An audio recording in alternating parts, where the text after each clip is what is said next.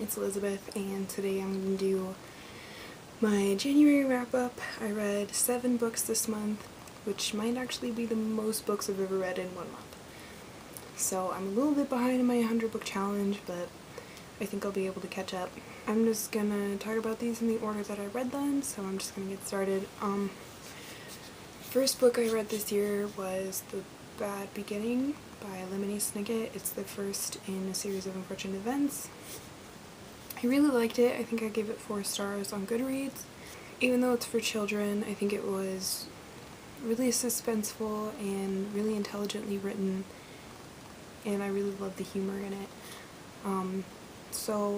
I remembered that I liked this book as a kid when I read it, but reading it again as an adult, I still love it, and now I can see the kind of more intelligent humor that's in here.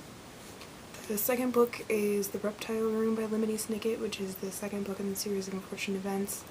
This one I didn't like as much. I think I gave it 3 stars, just because it wasn't as suspenseful. It's a little bit predictable and not as much happened.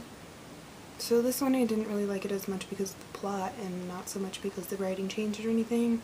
The writing was still the same intelligent and humor style.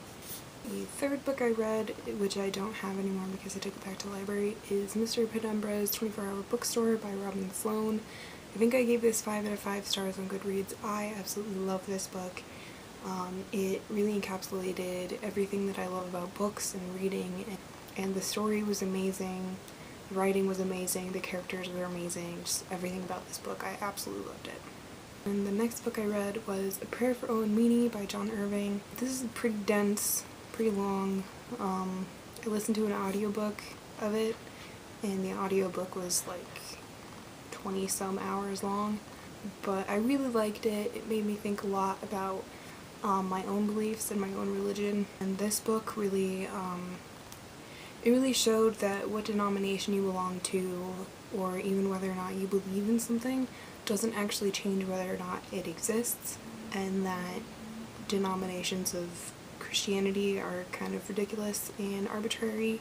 I really liked it because of the story and the writing, and then I also really liked it because it made me think a lot about myself and my beliefs.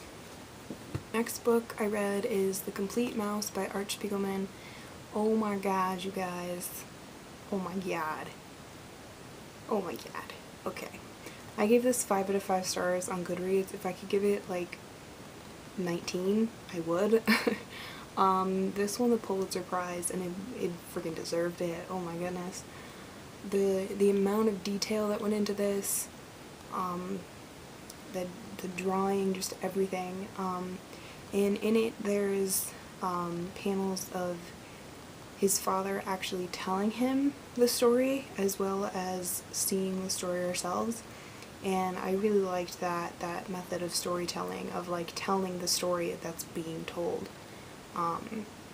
instead of just straight up showing us the story that he was told the entire time.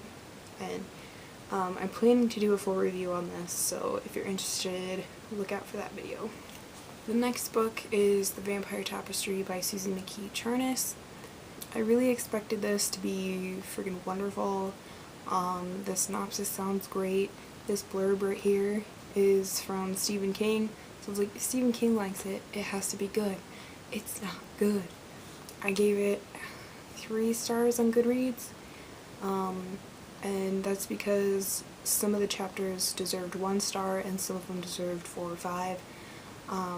It's split up into 5 novellas, which are told from different points of view, and the first novella is from the perspective of a white woman from Africa. She is a racist bitch. She, like, the entire chapter, like, the rest of the book is about people interacting with the vampire. The first one is about how much she doesn't like black people. And there's a rapist on campus, and she's not scared because real women don't get raped. Like, are you kidding me? Like, I just wrote a paper about this last semester about how fucked up that is. Like, oh my god, it made me so angry I almost couldn't finish the rest of the book. The second novella in there was really good. It was from the perspective of a 14-year-old boy. I don't want to spoil it, but no one will probably read this book after that. But it's from the perspective of a 14-year-old boy that has to kind of take care of Wayland, who's the vampire. The third one is about a therapist that he goes to see. It was okay, but like it got really cheesy. Like the sex scene when she's like trying to convince him to go to bed with her.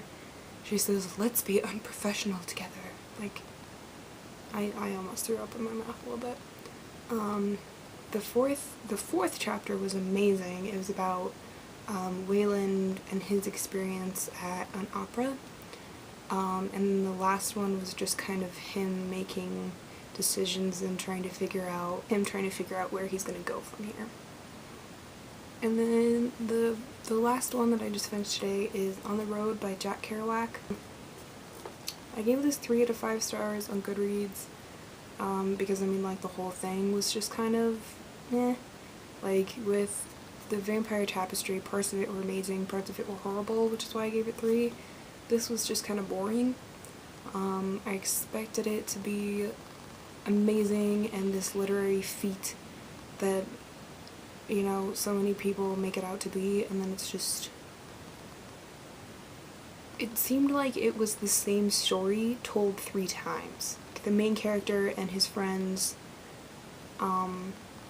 they go from New York to Denver to California, back to Denver, back to New York, like 3 times. And it's the same thing every time. They're on drugs and they're poor. Like, 1 time was enough, thank you.